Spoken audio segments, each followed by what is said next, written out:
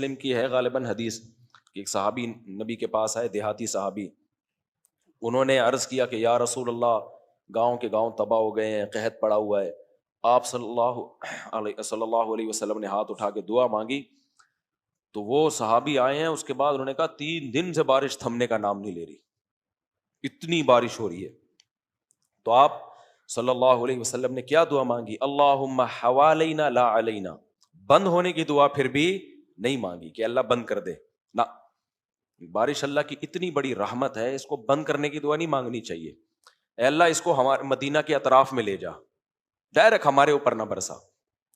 اور ہم نے بارش کی برکتیں دیکھی ہیں، میں نے یہاں گارڈننگ کی ہوئی ہے نا، پانی بھی دیتے ہیں، کھاد بھی ڈالتے ہیں، پودے ہی نہیں صحیح طرح سے اگتے، 2 چھینٹے پانی کے برستے ہیں، ایک دم ٹھڑک خود بخود ہی یعنی وہی پانی جو بارشی کا ہے، جو کنویں سے نکال کے ہم دے رہے ہیں یا ٹینکر سے ہم ڈال رہے ہیں، اس میں وہ برکت ہی نہیں ہے۔ اللہ میاں جب ڈائریکٹ چھڑکاؤ کرتا ہے تو 2 چھینٹے مارتے ہیں اور ایک بھنڈی ایک دم نکل پڑتی ہے۔ سلاد پتہ میں نے لگایا تھا، 6 مہینے سے جیسے ٹھگنی عورت کے بچے ہوئے نا، بڑے ہی نہیں ہو رہے تھے تو وہ شوہر کہہ رہا ہے کہ اس کو جتنا بھی کھلائے گی یہ بڑے، وہ تپا ہوا تھا بہت زیادہ۔ وہ خاتون کہہ رہی تھی کھا لو جلدی جلدی بڑے ہو جاؤ گے، تو میاں غصے میں کہتا ہے یہ بڑے نہیں ہوں گے، یہ نہیں بڑے ہوں گے، ان کو جتنا کھلائے گی اور چھوٹے ہوں گے۔ تو ہمارا سلاد پتہ بھی بڑا ہی نہیں ہو رہا تھا، تو بھنڈی لگائی، وہ ایک جگہ تو بڑھ گئی، دوسری بڑھ ہی نہیں رہی۔ ادھر ابھی کراچی میں نہیں 2 دن بارش ہوئی ہے، چند دن پہلے وہ چھینٹیں آئی ہیں، ٹھڑک سب اگنا شروع ہو گیا۔ تو پتہ نہیں اللہ نے کیا اس میں برکت رکھی ہے۔ تو اس لیے نبی نے فرمایا اللہ ہمارے ارد گرد، ہمارے اوپر نہیں۔ It is the blessing of God, but it is a source of trouble for the people of Karachi۔ ہم نے رٹا لگا کے یاد کیا تھا، کراچی کے پیپل کے لیے سورس آف ٹربل ہے یہ، لیکن یہ بھی ذہن میں رکھو، یہ سورس آف ٹربل تو ہے، لیکن پھر بھی اس کا ہونا نہ ہونے سے بہتر ہے۔ بارش ہو کے جو ٹربل پیدا ہوتی ہے نا کراچی میں، وہ بھی غلط ہے، لیکن نہ ہونے سے جو ٹربل ہوگی وہ بہت زیادہ غلط ہوگی، اس سے بیماریاں پھوٹتی ہیں۔ تو اس لیے گٹر کے ڈھکن وکن نہیں ہے، گٹر کا لائن پانی بہتا ہے تو اس میں اس کی وجہ سے بارش بند ہونے کی دعا نہ مانگا کرو۔ خیر، تو اب یہ ہے کہ نبی صلی اللہ علیہ وسلم سے انہوں نے یہ اشکال کیا، اعتراض کیا کہ بھئی اچانک کتاب کیوں نہیں آ جاتی؟ تو آج بھی لوگ نا اوٹ پٹانگ قسم کے مطالبے کر رہے ہوتے ہیں، تو ظاہر ہے نبی کے دل میں بھی خواہش ہوتی ہوگی کہ بھئی اللہ کو یہ قدرت تو ہے نا اچانک کتاب دے دے مجھے، لیکن اللہ نے فرمایا کہ آپ کو جیسے میں دے رہا ہوں نا آپ ویسے ہی لیں کتاب۔ ہم نے آپ پر ایسے وحی کی ہے جیسے نوح علیہ السلام پر، ابراہیم علیہ السلام پر، اسحاق علیہ السلام پر، یعقوب علیہ السلام پر، سارے پیغمبروں پر اسی طرح آئی ہے۔ تو یہودی باقی پیغمبروں کو کیوں نہیں دیکھتے؟ اور رہا مسئلہ یہ، آپ کیا یہ سمجھتے ہیں کہ اچانک ہم کتاب دے دیں گے تو یہ ایمان لے آئیں گے؟ نہ، موسیٰ کو اچانک کتاب ملی تھی، پھر بھی انہوں نے کہا تھا ہم اللہ کو اپنی آنکھوں سے دیکھیں گے، دیتا ہوا نظر آئے اللہ تعالیٰ، تو وہاں کون سا چھوڑا تھا انہوں نے؟ تو اس کا مطلب ضدی اور ہٹ دھرم لوگوں کا کوئی علاج نہیں ہے۔ تو ہمیں اس میں بہت بڑا سبق ملتا ہے، ہم پازیٹیو وے میں اپنا کام کرتے چلے جائیں، ساری دنیا ٹھیک نہیں ہوگی۔ میرا جو عدالتی خلا والا یہ پتہ نہیں تراوی والا بیان تھا، اس پہ کسی ایتھیسٹ نے کمنٹس کیے ہوئے تھے کہ اللہ تعالیٰ جو ہے نا لوگوں کے پھڈے سلجھانے میں، یعنی مسلمانوں کے پھڈے سلجھانے میں معاذ اللہ ناکام ہے، یعنی اس نے اس کو اللہ کا مذاق اڑانے کا ذریعہ بنایا کہ یار تمہارا اللہ فیصلہ ہی نہیں کر پا رہا ہے کہ تراوی 8 ہیں کہ 20 ہیں، تراوی طلاق 3 ہے کہ 1 ہیں، تو تمہارے اپنے ہی مسئلے نہیں اللہ نے حل کیا، ہمارے مسئلے کا حل کرے گا۔ تو یہ بات بھی قرآن بیان کر چکا ہے، 8 اور 20 کا اتنا بڑا اختلاف تھوڑی ہے، پڑھتے تو ہیں نا دونوں، زیادہ بڑا اختلاف تو اس کا ہے کہ خدا ہے یا نہیں ہے، ایک اللہ ہے یا ایک سے زیادہ خدا ہیں، آخرت ہے یا ہم مر کے مٹی ہو کے ختم، یہ تو زیادہ بڑا اختلاف ہے نا۔ تو نبی کے دور میں یہ جب بڑا اختلاف ہوتا تھا تو نبی اس سے پریشان ہوتے تھے کہ بھئی اللہ ایک دفعہ مسئلہ حل کیوں نہیں کر دیتا، سب کو گن پوائنٹ پہ مسلمان بنا دے اور جو یہ لوگ معجزے مانگ رہے ہیں وہ سارے دکھا دے اللہ تعالیٰ۔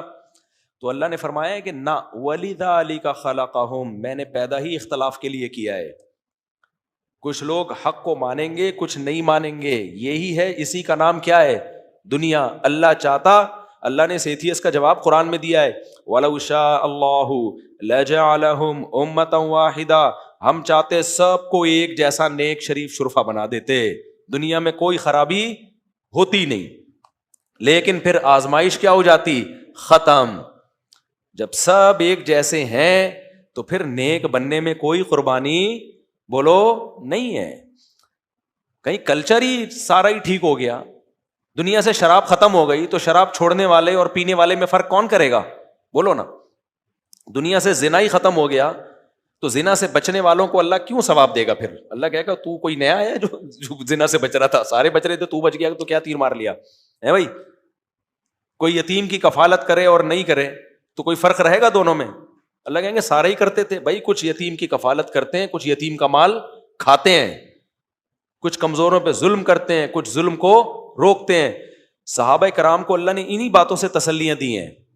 تو یہ جو ایتھیس لوگ اس طرح کے اعتراض کرتے ہیں نا کہ اللہ سے معاذ اللہ مسئلے حل نہیں ہو رہے, اللہ 1 منٹ میں مسئلے حل کر سکتا ہے, لیکن اللہ نے کہا میں نے چھوڑ دیا لوگوں کو, یہ میں حقیقی فیصلہ جو کروں گا نا وہ آخرت میں کروں گا کہ کون ٹھیک تھا اور کون غلط. دنیا اسی کا نام ہے, یہی پھڈے میں زندگی گزرے گی. کہیں ظلم ہوگا, کہیں انصاف ہوگا, کہیں غلط بیانی ہوگی, کہیں صحیح بیانی ہوگی, یہ سب کچھ چلے گا. اسی طرح مارکیٹ میں تم نے دنیا مسافر خانہ ہے, کوئی لٹک کے جائے گا, کوئی بیٹھ کے جائے, کسی کو سیٹ ہی نہیں ملے گی. تو اسی طرح ہی دنیا گزرے گی. تو بڑا اشکال تو 8 اور 20 تراویح سے زیادہ اشکال تو یہ ہوتا ہے کہ تم تو اللہ کے منکر ہو, اللہ نے تمہیں پھر بھی چھوڑا ہوا ہے. تو ملحد کو چاہیے یہ اعتراض کرے میں تو خدا کا انکار کر رہا ہوں, تو خدا مجھے عذاب کیوں نہیں دے رہا؟ اصل تو اعتراض تو یہ ہونا چاہیے. تو اللہ کہتے ہیں میں اس لیے عذاب نہیں دے رہا کہ میں اگر گن پوائنٹ پہ لوگوں کو مسلمان بنانا شروع کر دوں نا, جیسے ہی کسی نے انکار کیا فوراً سانپ آیا اور لپیٹ کے اس کو مار دیا, تو سارے کیا ہو جائیں گے؟ سارے مومن ہو جائیں گے, سارے مسلمان ہو جائیں گے, سارے خدا کو ماننے لگیں گے. تو تبھی تو امام ابو حنیفہ کی رائے یہ ہے کہ میدان جنگ میں جب کافر کو قتل کیا جاتا ہے اس کے کفر کی وجہ سے نہیں کیا جاتا, اس کی طاقت اور قوت جو وہ مسلمانوں کے خلاف استعمال کر رہا ہے اس طاقت کو روکنے کے لیے قتل کیا جاتا ہے. امام شافعی کی رائے یہ کہ اس کو اس کی کفر کی وجہ سے قتل کیا جاتا ہے. امام حنیفہ کی رائے کہ نہیں, کفر کی وجہ سے نہیں. امام صاحب کی دلیل اس میں بڑی مضبوط ہے, کہتے ہیں کفر اس بات کا تقاضا نہیں کرتا کہ قتل کیا جائے, بلکہ اس بات کا تقاضا کرتا ہے اس کو زندہ رہنے دیا جائے, کیونکہ ایگزامینیشن ہال میں رکھنا تب امتحان ہوتا ہے. ایگزامینیشن ہال سے پکڑ کے باہر نکال دیا, وہ کہے گا مجھے تو سوچنے کا موقع ہی نہیں ملا. سمجھ میں آ رہی ہے بات بھائی؟ 3 گھنٹے کسی کو پراپر ٹائم ایگزامینیشن ہال میں دو گے, اس کے بعد فیل ہوگا تو چمبا پلیٹ اس کے ابا کرے گا. وہ 3 گھنٹے کے لیے گیا ایگزامینیشن ہال میں, ٹیچر نے ایگزامینر نے دیکھا کہ اس کو پیپر آ نہیں رہا, 5 منٹ میں اس نے کچھ بھی نہیں حل کیا, ابھی 5 اور ٹھڈا مار کے باہر نکال دیا اس کو کہ ہمیں پتا ہے تو کچھ نہیں کر سکتا. اس کے اب ایک بہانہ تو آ گیا نا اس کے پاس. اب ابا جب فیل ہوگا, یہ بندہ فیل ہوگا, ابا چترول لگائیں گے تو یہ بندہ ابا کو بولے گا ابا مجھے بیٹھنے کہاں دیا. اب ابا ایگزامینر کے پاس گئے, تو انہیں بیٹھنے کیوں نہیں دیا؟ کہہ رہے 5 منٹ سے تو اس نے کچھ ہی نہیں کیا, 5 منٹ بیٹھا رہا تھا, 5 منٹ میں دیکھ رہا تھا کچھ بھی نہیں کر رہا تھا. تو میں نے کہا جب 5 جو جنہوں نے امتحان حل کرنا ہوتا ہے وہ تو شروع سے ہی بیٹھ کے کیا کرتے ہیں, پیپر حل کرنا شروع کر دیتے ہیں نا, اور جن کو کچھ بھی نہیں آتا وہ شروع سے ہی بیٹھ کے, ہم نے تو دیے نا امتحانات, دیکھ رہے ہوتے ہیں کہ کدھر سے پھرا ملے گا, کیا ہوگا, جمائیاں لے رہے ہوتے ہیں اور پھرے تلاش کر رہے ہوتے ہیں. تو ایگزامینر نے کہا کہ جی آپ کا بیٹے کو میں نے 5 منٹ میں جج کر لیا تھا کہ اس کے پلے کچھ بھی نہیں ہے. تو میں نے کہا اس کا بھی ٹائم ویسٹ ہوگا, ہمارا بھی ہوگا, پہلے ہی میں نے اس کو کیا کر دیا, باہر نکال دیا ایگزامینیشن ہال سے. ابا کہے گا کمبخت تو پوری حجت تو تمام ہونے دیتا, حجت تو تمام ہونے دیتا, 3 گھنٹے جو اس کا ٹائم ہے اس میں اس کو پورا بیٹھنے کا موقع دیتا, پھر میں اس کے چمبا پلیٹ کرتا. تو نے تو مجھے چمبا پلیٹ سمجھتے ہو, تو چمبا کا مطلب پلیٹ, چمبا وہ جو کبھی لگا ہو تو پھر مزہ پتہ چلے گا, یہ چیز الفاظ سے نہیں سمجھائی جا سکتی. تو اسی طرح جب کافروں سے جنگ ہوتی ہے میدان جنگ میں, تو ان کو ان کے کفر کی بیس پہ قتل نہیں کیا جاتا. قتل اس لیے کہ بھائی جنگی ہے, جنگی میں تو ظاہر ہے جب تک قتل نہیں کرو گے تو غلبہ کیسے حاصل ہوگا. تو ورنہ وہ امام صاحب کہتے ہیں کفر اس کا تقاضا کرتا ہے کہ اس کو زندہ چھوڑا جائے تاکہ یہ اللہ کی نعمتوں کا مشاہدہ کرے, اور ہو سکتا ہے ایمان لے آئے, نہ لائے تو پھر اللہ کی حجت تمام ہوگی. اللہ کہیں گے اولم نعمرکم ما یتذکر فیہ من تذکر, کیا ہم نے تمہیں اتنی عمر نہیں دی تھی, عمر نہیں دی ہم نے تمہیں جس میں تم نصیحت حاصل کر لیتے. وہ کہتا ہے اللہ کہاں دی تھی, میں تو بھی بالغ ہوا تھا میدان جنگ میں, مجھے کفر کی وجہ سے کاٹ کے چلے گئے تھے, مجھے تو سوچنے کا موقع ہی نہیں ملا. تو اس لیے جو بھی اس کی طبعی عمر ہے اس تک اس کو زندہ رہنے کا موقع دیا جائے گا. تو پھر وہ ایمان لے آئے، ٹھیک ہے، نہیں لائے تو اللہ اس سے حساب و کتاب لے گا. تو یہ دنیا نام ہے اسی اختلاف کا. تو اس لیے ان اختلافات میں ٹینشن زیادہ نہ لیا کرو. ہم نے جو چیز صحیح لگ رہی ہے ہم نے اسی کو فالو کرنا ہے، اور آخرت میں پھر اللہ اسی بیس پہ اجر دے گا. سمجھتے ہو؟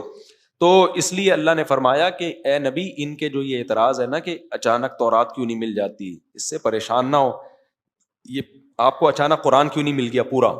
کیونکہ جب موسیٰ کو پوری تورات ملی تھی تو بھی ان لوگوں نے اعتراض کیا تھا کہ آپ کوہ طور پہ جا کے لے کر آئے ہیں، ہم اللہ کو دیکھیں گے.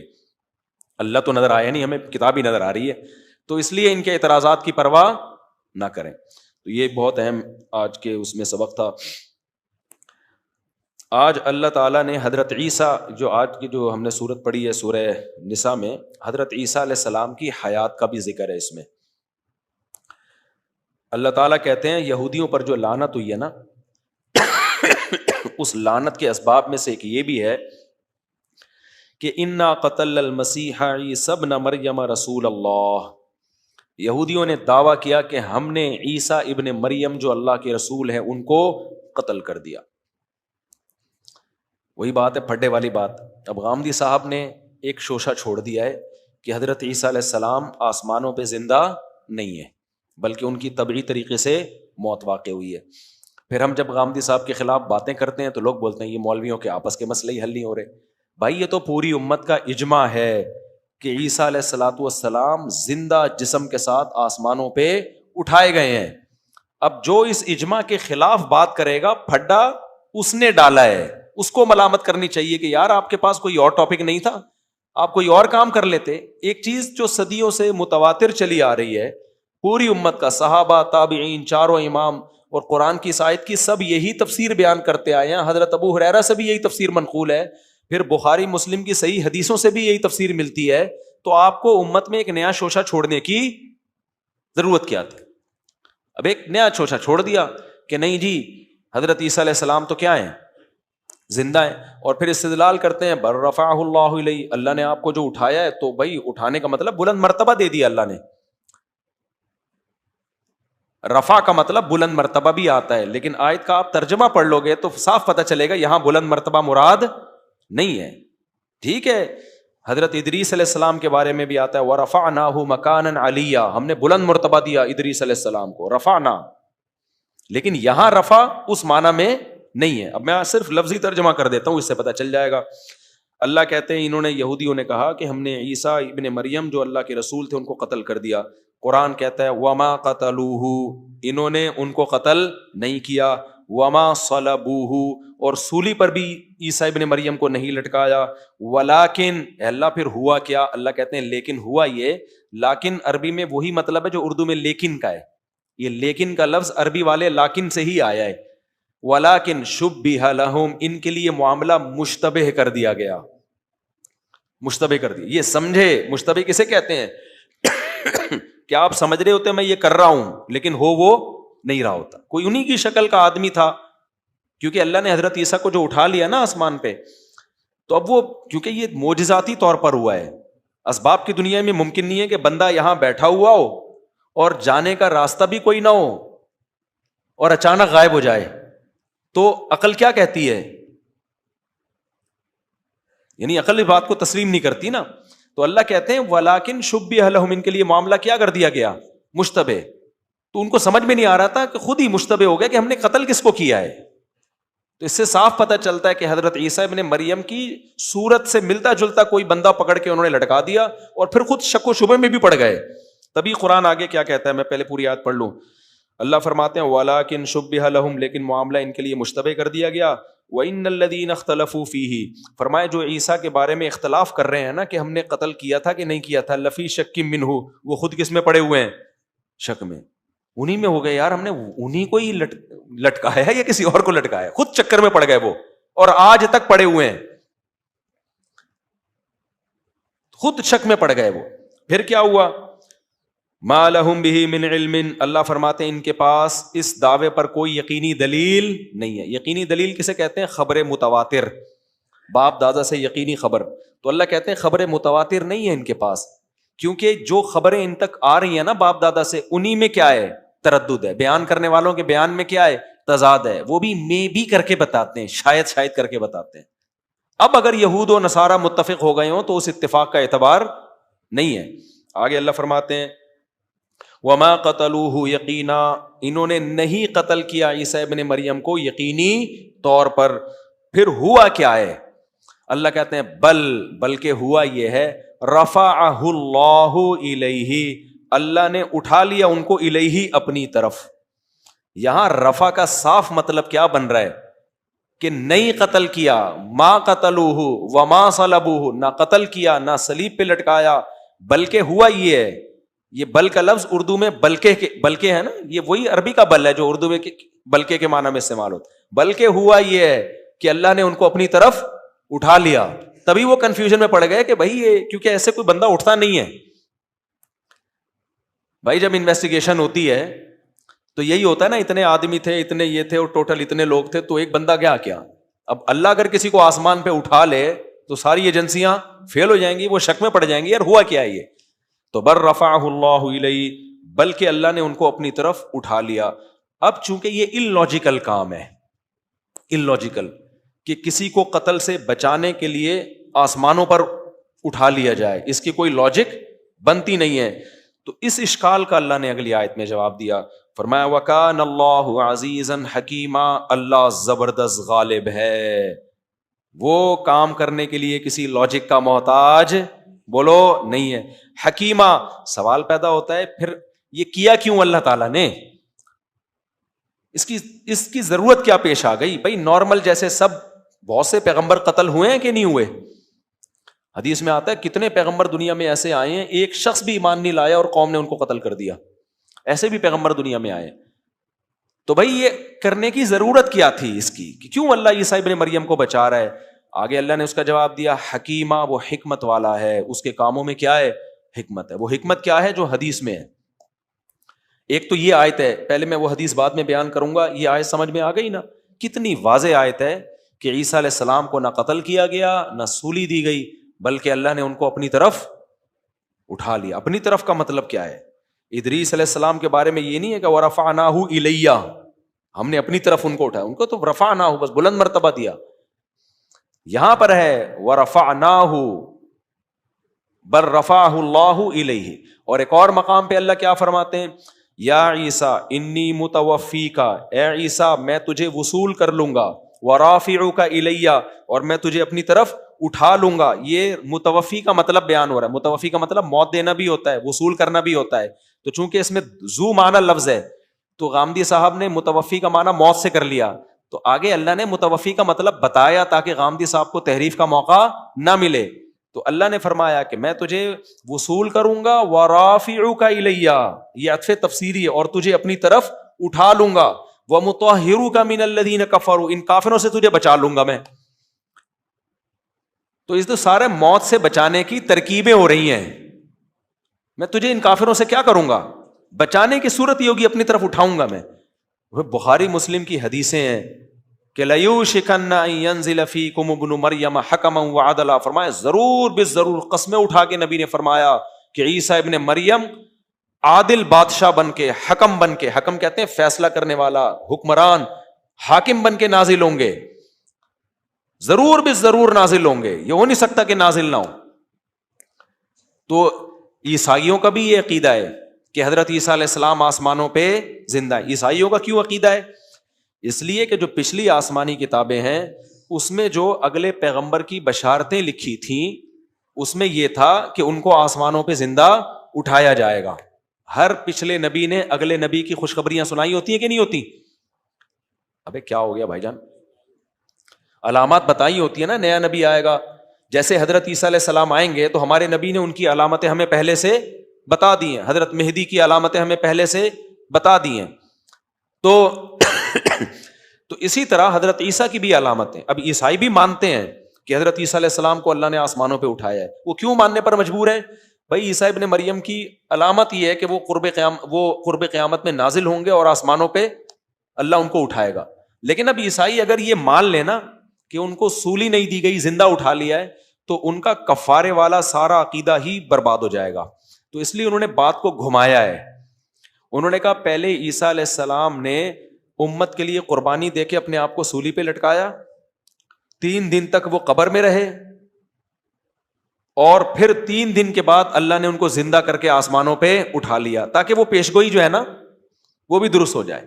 قرآن نے کہا کہ یہ غلط ہے, سولی پر لٹکایا ہی نہیں ہے, ڈائریکٹ اللہ نے, کیونکہ اٹھایا اس لیے کہ تاکہ قتل ہونے سے بچائیں, قتل نہ ہو. اگر قتل ہی کرنا ہوتا تو پھر تو نارملی شہید ہو جاتے, قتل ہو جاتے, پھر یہ اس کی ضرورت کیا تھی. اللہ نے تو آپ, کیونکہ اللہ ایک ہی دفعہ موت دیتا ہے, پھر دوبارہ حیات دنیا میں اللہ کی عادت یہ کہ دوبارہ حیات نہیں دیتا, تو اللہ ان کی حکمت نے تقاضا کیا کہ ان کو زندہ آسمانوں پہ اٹھایا جائے. اب اس میں حکمت کیا تھی یہ سمجھنے کی چیز ہے. پہلی بات تو یہ کہ یہ امت کا اجماعی عقیدہ ہے. کچھ مسائل ایسے ہوتے ہیں جس میں 2 رائے ہو سکتی ہیں, رفع الیدین کرنا ہے نہیں کرنا ہے, زور سے آمین آہستہ, یہ دونوں طرف دلائل ملتے ہیں. لیکن کچھ مسائل ایسے ہوتے ہیں اس میں دونوں طرف دلائل نہیں ملتے. ہاں کوئی کھینچا تانی کر کے دلائل گھسیٹنے کی کوشش کرے تو وہ ایک الگ بات ہے, وہ پھر گمراہ ہوتا ہے.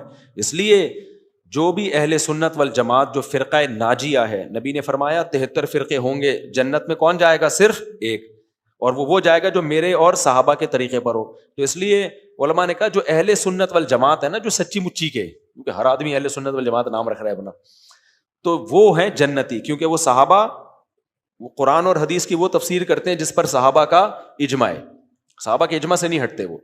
تو اب اس پر صحابہ کا اجماع ہے, تابعین, تبع تابعین, اور آج تک تواتر کے ساتھ, کہ حضرت عیسیٰ علیہ السلام وہ واحد پیغمبر ہیں جن پر ابھی تک موت واقع نہیں ہوئی, اور وہ قرب قیامت میں نازل ہوں گے. اور صحیح بخاری صحیح مسلم کی واضح احادیث ہیں, اجماعی مسئلہ ہے. اس میں یہ ہے کہ کیوں نازل ہوں گے, سوال پیدا ہوتا ہے اللہ نے عیسیٰ علیہ السلام کا انتخاب کیوں کیا؟ تو حدیث میں آتا ہے نازل اس لیے ہوں گے جہاد کرنے کے لیے. ان کا کام کیا ہوگا؟ میں حدیثوں کا خلاصہ پیش کر رہا ہوں, صحیح حدیثوں کا, کیونکہ اب ایک ایک ریفرنس دوں گا تو ٹائم لگے گا نا, تو اس میں کوئی اختلاف نہیں کرے گا, علماء کے سب یہ حدیثیں مشہور ہیں. ان کا کام کیا ہوگا؟ اتریں گے دمشق میں, سمجھتے ہو نا, یہ امت کا اجماعی عقیدہ ہے. اور حضرت عیسیٰ علیہ السلام کے آنے سے پہلے حضرت مہدی آ چکے ہوں گے, اور حضرت مہدی وہ نہیں ہوں گے جنہوں نے دعویٰ کیا کہ میں کیا ہوں؟ مہدی. جس نے بھی دعویٰ کیا نا میں مہدی ہوں, وہ تو ہے ہی نہیں, وہ تو مہدی کے علاوہ کچھ بھی ہو سکتا ہے. تو حضرت مہدی, کیونکہ جب امت میں بہت بڑے پیمانے پر جہاد ہوگا تو لوگ امام مہدی کو تلاش کریں گے, اور پھر طواف کے دوران ان کو پہچانیں گے امت کے علماء صلحاء, پھر ان کو جہاد میں امیر بنایا جائے گا, پھر وہ ان کی قیادت میں لڑائی ہوگی, پھر وہ دمشق میں ہوں گے. تو وہاں ایک مسجد ہے, اس کے بارے میں یقینی تو نہیں کہا جا سکتا, لیکن بہت سے علماء کی رائے کہ یہی مسجد ہے, واللہ عالم. کبھی میرا دمشق جانا ہوا تو پھر میں تحقیق کروں گا اس میں کہ یہ ہے کہ کوئی اور ہے, کیا کیا روایت ملتی ہیں ابھی ہمیں اس بارے میں. تو حضرت عیسیٰ, وہ حضرت مہدی عصر کی نماز کے لیے کھڑے ہوں گے امامت کے لیے, اور اسی دوران جو مینار ہے نا اس پہ حضرت عیسیٰ علیہ السلام بڑے بڑے بالوں کے ساتھ, اور آپ کے بالوں سے پانی ٹپک رہا ہوگا, فرشتوں کے کندھوں پہ ہاتھ رکھ کے نازل ہوں گے. اور دیکھو اب اسباب کی دنیا میں آ گئے نا, آسمان سے تو یہاں تک آ گئے, یہاں سے سیڑھیاں لگائی جائیں گی نیچے اترنے کے لیے, ٹھیک ہے نا, یہ بھی اللہ کی قدرت دیکھو, کیونکہ اب اسباب کی دنیا میں آ گئے. وہ فرشتوں کا کام اب کیا ہے, اب یہاں فرشتے نہیں, اب یہاں خود کرنا پڑے گا. تو پھر جب نیچے اتریں گے تو حضرت مہدی ان سے کہیں گے کہ آپ نماز پڑھائیں, تو وہ حضرت مہدی سے مصلی نہیں لیں گے. کیوں؟ وہ اگر نماز پڑھا دینا تو یہ اس کی علامت ہوگی کہ روحانی قیادت اب عیسیٰ کے ہاتھ میں آ گئی ہے, جبکہ روحانی قیادت اسی امت کے ہاتھ میں ہی رہے گی. سمجھتے ہو کہ نہیں سمجھتے؟ اسی امت کے علماء صلحاء کے ہاتھ میں رہے گی. تو ان کا کام کیا ہے بھائی, میں اس لیے نہیں آیا کہ تم میری اتباع کرو, بلکہ میں تو خود پیغمبر کی اتباع کروں گا, نئی شریعت لے کے نہیں آیا. نبی نے فرمایا, بخاری کی حدیث, لو کان موسیٰ حیا لما وسعہ الا اتباعی, اگر موسیٰ بھی زندہ ہو کے آ جائے نا تو میری اتباع کیے بغیر ان کی بھی نجات نہیں ہو سکتی. تو اسی شریعت کو فالو کریں گے. تبھی میں کہتا ہوں حضرت عیسیٰ 4 شادیاں کریں گے. عیسائی لوگ کہتے ہیں نا حضرت عیسیٰ نے نکاح نہیں کیا تھا, بھائی وہ تو یہودیوں نے ان کو فرصت ہی نہیں دی. جب نازل ہوں گے نا تو چونکہ نبی کی شریعت کو فالو کریں گے, تو نبی کی شریعت میں کتنی شادیاں ہیں؟ 4 شادیاں ہیں. تو کریں گے, دیکھنا آپ. یہ تو ہم لوگ ہی پر کم بختی آئی ہوئی ہے کہ شادیوں سے دور بھاگتے ہیں. خیر, بہت دن ہو گئے تھے نا, ایک بات نہیں ہوئی تھی, گلا خراب ہو گیا تھا, اسی وجہ سے ہوا ہی, اسی وجہ سے. اچھا خیر, تو پھر حدیث میں آتا ہے کہ وہ حضرت مہدی کی قیادت میں نماز پڑھیں گے. اس کے بعد جہاد ہوگا.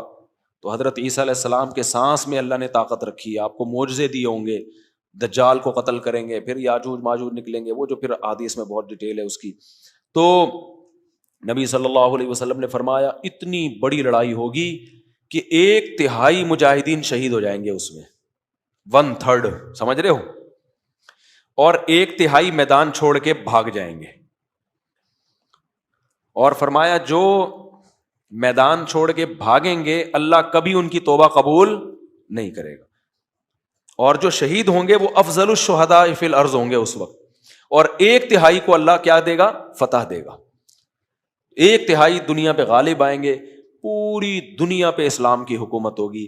اچھا کمال کی بات یہ کہ یہودی بھی انتظار کر رہے ہیں, عیسائی بھی انتظار کر رہے ہیں, اور مسلمان بھی انتظار کر. یہودی دجال کو اپنا وہ نمائندہ سمجھتے ہیں, اور عیسائی کہتے ہیں حضرت عیسیٰ ہماری مدد کے لیے آئیں گے, جبکہ قرآن کیا کہتا ہے کہ یہ سارے عیسائی ایمان لے آئیں گے حضرت عیسیٰ پر, یعنی اسلام قبول, کیونکہ حضرت عیسیٰ تو نبی صلی اللہ علیہ وسلم کی نبوت پر ایمان رکھتے ہوں گے نا. تو اب یہ تینوں کا ایک ہی جیسا پھڈا ہے, لیکن گراؤنڈ ریئلٹی کیا کہتی ہے, اس میں مسلمان برحق ہیں. اگر ہم عیسائیوں کی بات مان لیں کہ حضرت عیسیٰ علیہ السلام عیسائیت کو دنیا میں نافذ کرنے کے لیے آئیں گے, تو عیسائیت کے پاس نہ اپنی کتاب محفوظ ہے اور نہ ان کا قانون محفوظ ہے. مسلمانوں کے پاس تو آج بھی قرآن بھی, حدیث بھی, اور فقہ کی شکل میں اسلامی احکام بھی کیا ہیں, محفوظ ہیں. اچھا بعض لوگ ایک اشکال یہاں پر کرتے ہیں کہ حضرت عیسیٰ علیہ السلام کون سے فرقے کو فالو کریں گے, یہ بھی بہت لوگ اوٹ پٹانگ باتیں کرتے ہیں. کہتے ہیں دیکھو حضرت عیسیٰ علیہ السلام تو اہل حدیث ہوں گے, ڈائریکٹ حدیث سے استدلال کریں گے. بعض لوگ, ایک صاحب نے مجھ سے یہ سوال پوچھا تھا کہ حضرت عیسیٰ علیہ السلام حنفی ہوں گے یا شافعی ہوں گے یا مالکی ہوں گے یا حنبلی ہوں گے.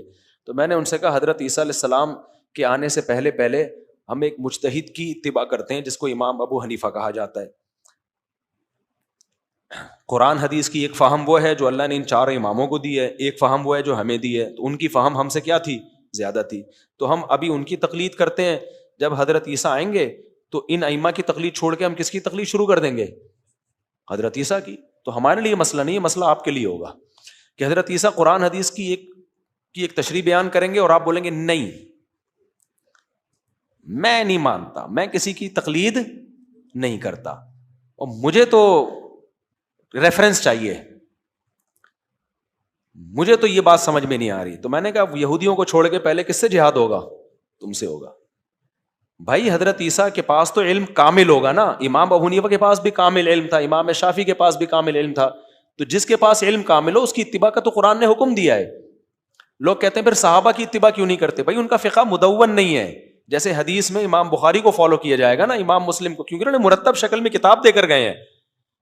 حضرت عثمان کے قرآن کو فالو کیا جاتا ہے کیونکہ مرتب شکل میں قرآن کس نے دیا, حضرت عثمان نے دیا, ابو بکر نے دیا ہی نہیں. تو اسی وجہ سے مصحف عثمانی کو فالو کیا جائے گا, مصحف فاروقی کو فالو نہیں کیا جائے گا. تو امام ابو حنیفہ نے قرآن و سنت سے مسائل کا ایک مجموعہ اکٹھا کر دیا جس کو فقہ حنفی کہا جاتا ہے. امام شافعی نے کیا, اس کو فقہ شافعی کہا جاتا ہے. تو اب اسی کو فالو کیا جائے گا نا جو ہے ہی نہیں, تو اس کو فالو کہاں سے کریں گے ہم. تو میں نے کہا اگر امام حضرت عیسیٰ علیہ السلام کی ایک اپنی تحقیق ہو گئی قرآن حدیث کی روشنی میں, تو ہم ان 4 تحقیقوں کو کھڈے میں ڈال کے کس کو فالو کریں گے, حضرت عیسیٰ کی تحقیق کو فالو کرنا شروع کر دیں گے, کیونکہ ہمارا یہ ایمان ہے کہ اللہ نے ان کو ہم سے زیادہ علم عطا کیا ہوگا. تو میں نے کہا ہمارے لیے مسئلہ نہیں ہے, مسئلہ کس کے لیے ہوگا, آپ کے لیے ہوگا, کیونکہ آپ تو کسی کی اتباع, کسی کی تقلید کے قائل ہی نہیں ہو. آپ لوگ تو اندھی تقلید یہ ہوتی ہے کہ جاہلوں کی تقلید کر رہے ہو, اور تقلید علی وجہ البصیرہ وہ ہوتی ہے کہ مجتہد کی تقلید کر رہے ہو. تو حضرت عیسیٰ بھی مجتہد ہوں گے, اور اس میں بھی قرآن سے ہمیں اشارہ ملتا ہے, کیونکہ قرآن کہتا ہے کہ اللہ نے حضرت مریم سے کہا کہ میں تجھے بیٹا دوں گا, وَيُعَلِّمُهُ الْكِتَابَ وَالْحِكْمَةَ وَالتَّوْرَاةَ وَالْإِنْجِيلَ. کیا خاندانی آیت ہے. اے مریم تجھے بیٹا ملے گا بغیر شوہر کے, اللہ اس کو کتاب کا علم بھی دے گا, حکمت کی باتیں بھی سکھائے گا, وَالتَّوْرَاةَ وَالْإِنْجِيلَ, تورات بھی سکھائے گا اور انجیل بھی. بھائی انجیل تو سمجھ میں آتی ہے, حضرت عیسیٰ پہ نازل ہوئی. تورات بھی سمجھ میں آتی ہے, موسیٰ پہ نازل ہوئی. حکمت بھی سمجھ میں آتی ہے جو حضرت عیسیٰ کی اپنی باتیں وہ حکمت کی. الکتاب کیا ہے, نہیں آئی میرا خیال ہے بات. اللہ کہہ رہا ہے کہ اے مریم تجھے جو بیٹا ملے گا نا اس کو اللہ کتاب بھی سکھائے گا, حکمت بھی سکھائے گا, تورات بھی سکھائے گا اور انجیل بھی سکھائے گا. بہت سے علماء اس طرف گئے یا الکتاب. ال کا لفظ عربی میں جب کسی چیز کو خاص کرنا ہوتا ہے نا اس کے لیے ال ہوتا ہے. مثال کے طور پر میں نے ایک کتاب دیکھی تو میں آپ سے کہوں گا رأیت کتابن, میں نے ایک کتاب دیکھی ہے. میں یوں کہوں گا, میں یوں نہیں کہوں گا رأیت الکتاب, الف لام نہیں ڈالوں گا میں اس کے اوپر. یہ کتاب آپ کے دماغ میں آ گئی, اب جب میں دوبارہ اس کا تذکرہ کروں گا تو پھر الکتاب کہوں گا, وہی کتاب جس کا پہلے تذکرہ ہو چکا ہے, خاص ہو گئی نا وہ. میں کہتا ہوں جاءنی رجل, میرے پاس ایک بندہ آیا, الرجل نہیں کہوں گا میں, رجل کہوں گا. لیکن جب وہ متعین ہو گیا تو پھر میں کہوں گا قال الرجل, وہ جو آیا تھا نا بندہ الرجل, اس نے مجھے یہ کہا. تو الکتاب کا مطلب مخصوص کتاب ہے, اور الکتاب قرآن, ذالک الکتاب لا ریب فیہ کہتا ہے نا, یہ الکتاب ہے قرآن کو. بہت سے علماء اس طرف گئے, اس سے مراد ہے قرآن. اور علماء نے اس آیت کو دلیل کے طور پہ پیش کیا ہے کہ خود یہ آیت بھی حضرت عیسیٰ کے دوبارہ نازل ہونے کی دلیل ہے, ورنہ حضرت عیسیٰ کو قرآن سکھانے کی ضرورت کیا تھی. تو اللہ نے چونکہ اس امت میں نازل کرنا تھا تو اللہ میاں کو پتا تھا عیسیٰ علیہ السلام آئیں گے تو ان کو پہلے سے قرآن کا پورا پراپر علم دے دو. اور قرآن کا علم حدیث کے بغیر ممکن, جس کو حدیث نہیں آتی اس کو قرآن بھی نہیں آتا, اور جس کو تابعین اور ائمہ مجتہدین کے اقوال اور ان کے آپس کے اختلاف اور ان کے دلائل اور صحابہ کا اجماع کا نہیں پتا, اس کو حدیث کا بھی نہیں پتا, وہ حدیث میں گڑبڑ کرے گا. تو پراپر جو دین کا علم ہوتا ہے نا وہ اللہ نے حضرت عیسیٰ علیہ السلام کو پہلے سے دیں گے. دو چیزوں کے بعد انسان مجتہد بنتا ہے, کہ علم میں کامل ہو جائے, دوسرا استدلال, قرآن و سنت سے مسائل نکالنے کا اللہ فہم دے دے. یہ دو چیزیں جس میں جمع ہو جائیں تو ایسے ہی شخص کی تقلید کی جاتی ہے. تو ہم حضرت عیسیٰ کے نازل ہونے کے بعد ابو حنیفہ کو چھوڑ دیں گے, کیونکہ ہمارے پاس ان سے بڑے مجتہد, بولو ان سے بڑے مجتہد آ گئے, تو ہم کہیں گے چلو ہم آپ کو فالو کریں گے. مسئلہ آپ کے لیے ہوگا, آپ کا پھر بھی آپ کبھی جہلم والی سرکار کا ریفرنس دو گے, کبھی آپ ادھر جا رہے ہوگے, کبھی ادھر جا رہے ہوگے. تو ہمارے لیے مسئلے نہیں ہیں, مسئلے کس کے لیے میرے بھائی, آپ کے لیے. تو خیر بس جلدی سے ایک آیت پڑھ کے ختم کر دیتا ہوں. تو اللہ تعالیٰ کہتے ہیں وَإِن مِّنْ أَهْلِ الْكِتَابِ إِلَّا لَيُؤْمِنَنَّ بِهِ قَبْلَ مَوْتِهِ. اللہ فرماتے ہیں جتنے بھی اہل کتاب ہیں وہ حضرت عیسیٰ کی موت سے پہلے ان پر ایمان لے آئیں گے. اس آیت کے دو مطلب بیان کیے گئے ہیں. ایک مطلب تو حضرت ابو ہریرہ سے منقول ہے صحیح بخاری میں, وہ یہ ہے کہ حضرت عیسیٰ کی موت سے پہلے پہلے تمام عیسائی مسلمان ہو جائیں گے. تو حضرت ابو ہریرہ نے یہ تفسیر پیش کی یہ ثابت کرنے کے لیے کہ حضرت عیسیٰ آسمانوں میں زندہ ہے, کیونکہ اگر ہم مان لیتے ہیں نا ان کی موت ہو گئی ہے تو سارے عیسائی تو مسلمان ہوئے نہیں ہیں. تو اس سے پتہ چلتا ہے کہ جب وہ آئیں گے تو ان کی موت سے پہلے جتنے بھی اہل کتاب ہیں وہ سارے کیا ہو جائیں گے, مسلمان ہو جائیں گے. تو یہ بھی بہت ویلڈ تفسیر ہے کہ, اور حدیثوں سے بھی یہ ثابت ہے کہ اس وقت کتنا جہاد ہوگا, اما الاسلام و اما السیف, کہ دنیا سے کفر کا, یعنی جو اہل کتاب یا تو قتل ہو جائیں گے یا پھر وہ اسلام قبول کر لیں گے. تو سارے اس وقت روئے زمین پر جتنے ہوں گے, حدیث میں آتا ہے بڑا عدل ہو جائے گا زمین پہ اور ایسے بارشیں برسیں گی, کیونکہ دنیا سے سارے چور چکے کی سسٹم ہی ختم ہو جائے گا, دنیا میں سسٹم آ جائے گا اس کی جگہ. تو اور دوسرا مطلب یہ بیان کیا گیا ہے, میری رائے میں یہ دوسرا مطلب کمزور ہے, کیونکہ وہ ابو ہریرہ نے اس کو پیش کیا. تو لیکن بہرحال یہ بھی ایک تفسیر ہے, بہت سارے علماء سے یہ بھی ثابت ہے. وہ یہ ہے کہ ہر اہل کتاب موت سے پہلے ایمان لے آتا ہے. یعنی جو بھی عیسائی دنیا سے جاتے ہیں نا تو عین مرنے سے پہلے ان کے سامنے حقائق کو منکشف کر دیا جاتا ہے. تو موت ہی کی ضمیر اہل کتاب کی طرف لوٹ رہی ہے. یعنی اس کا مطلب یہ ہوا کہ جتنے بھی اہل کتاب ہیں وہ عیسیٰ کی موت سے پہلے ایمان لیں, یہ مطلب نہیں ہے, بلکہ اپنی موت سے پہلے پہلے کیا ہو جاتے ہیں, ایمان لیں. لیکن وہ ایمان لانا پھر معتبر نہیں ہوتا. یعنی حقائق اللہ موت کے وقت سب کے سامنے کھول کے رکھ دیتا ہے, برزخ کے پردے ہٹا دیتے ہیں اللہ تعالیٰ, تو اس کا نتیجہ نکل دیں گے, پھر اس وقت ایمان لانا فائدہ نہیں دیتا. تو اور بھی اس میں بہت سارے احکام ہیں. ایک بہت اہم آیت ہے, اللہ نے عیسائیوں کو خطاب کیا کہ اے اہل کتاب لا تغلو فی دینکم, تم بار بار ایک ہی جگہ تمہاری سوئی آ کے اٹک گئی ہے کہ عیسیٰ اللہ کے بیٹے ہیں, عیسیٰ اللہ کے بیٹے ہیں. اللہ کہتے ہیں یہ عیسیٰ کی تعلیمات نہیں ہے. لا تغلو فی دینکم, اپنے دین میں غلو کیوں کر رہے ہو؟ اللہ پر وہی بات کہو جو اللہ کے حق میں ہو, اللہ کے حق میں صحیح بنتی ہو. انما المسیح عیسی ابن مریم, مسیح تو عیسیٰ ہیں جو اللہ مریم کے بیٹے ہیں. اور رسول اللہ اللہ کے رسول ہیں، وکلمتہ اللہ کا کلمہ ہے جو اللہ نے مریم کے رحم میں، ان کو مجازن کلمہ کہا جاتا ہے کیونکہ کلمہ کن کی طاقت سے پیدا ہوئے ہیں، تو مجازن کلمہ کہا گیا ان کو کہ کلمہ کن کی طاقت سے پیدا ہوئے، تو اس لیے فرمایا ولا تقولوا ثلاثہ، یہ تین کا لفظ اپنی ڈکشنری سے نکال دو۔ عیسائی کہتے ہیں، جو کرسچن ہے نا وہ کیا کہتے ہیں، ہم ایک بھی ہے اور تین بھی ہیں، اللہ کہتے ہیں یہ تین کا لفظ کیا کرو، لا تقولوا، یہ تین کا لفظ کہنا چھوڑ دو، بھائی ایک ہی ہے بس۔ وہ کہتے ہیں حضرت مریم اور عیسیٰ اور اللہ کا مجموعہ اور پتہ نہیں کیا انہوں نے، ان کے عقیدے بہت پیچیدہ ہیں، تو اللہ کہ یہ تین کا لفظ کیا کرو، اپنی ڈکشنری سے نکال دو، بس ایک اللہ ہے۔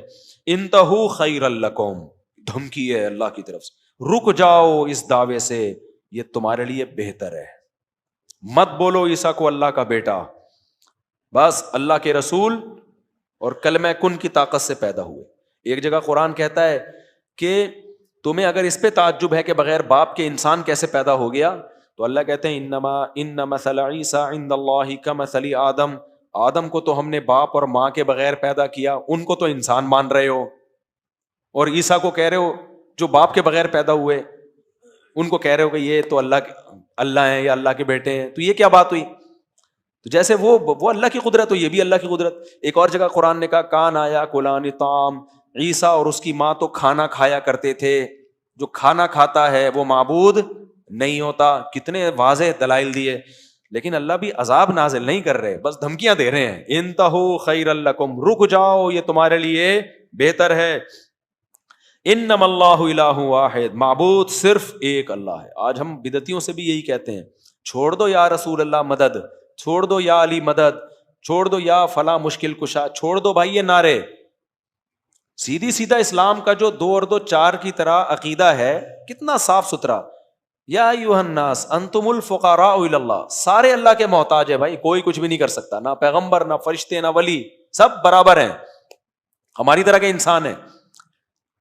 وہ ایک پیر تھا جاہل تو اس کے مرید بہت پاگل ہوئے تھے نا، اس پہ پتہ نہیں کیا سمجھ بیٹھے تھے اس کو، تو ہمارے پاس ایک شخص آیا، اس نے ایک استاذ ہمارے بیٹھے ہوئے تھے، وہ بڑے فرینکلی گپ شپ لگاتے تھے استاذ جو تھے نا ہمارے، تو ایک بندہ اس کو لے کر آیا کہ نہیں اپنے پیر صاحب کو اتنا مانتا ہے، وہ یوں کر دیتے ہیں وہ یوں کر دیتے ہیں، تو یہ اس نے تو اپنے پیر صاحب کو خدا بنا لیا ہے۔